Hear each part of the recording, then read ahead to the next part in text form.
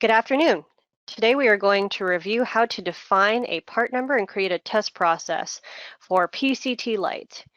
We are doing this within our PCT Control Center application, meaning we have the ability to create these test files away from the unit so that we are not taking up manufacturing resources. So today we are going to create an LC jumper, a simplex single mode LC jumper.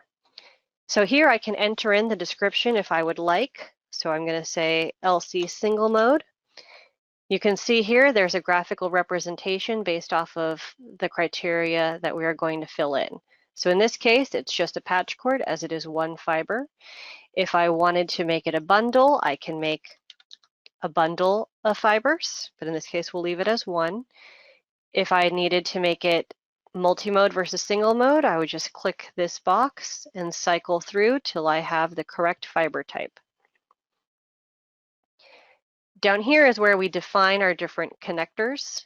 So you can enter in what type of connector you are using, single fiber, or if you are using a multi-fiber ribbon connector, you can also check that and you will see this graphic update. So this is just going to be an LCPC, so I will set my pass-fail criteria based off of that information. If I wanted this to be a hybrid device, so end A is different from end B, I can check this box and create that criteria separately. Now when we get into the test setup, I'm actually going to turn off, in this case, 1490 and 1625. We're just going to run this particular test at 1310 and 1550 wavelengths.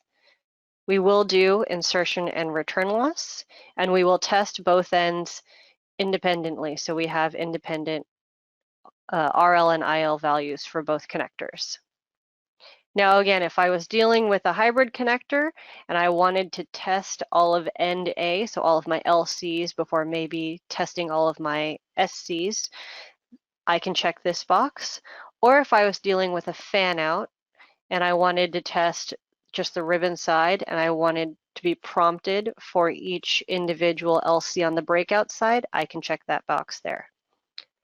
Now the connections portion here is just for some of our other accessories. So if I'm coming into a remote head power meter versus the power meter that's on the module, or if I have a multi-channel device and I'm connected to several different switch ports, I can enter in that information here.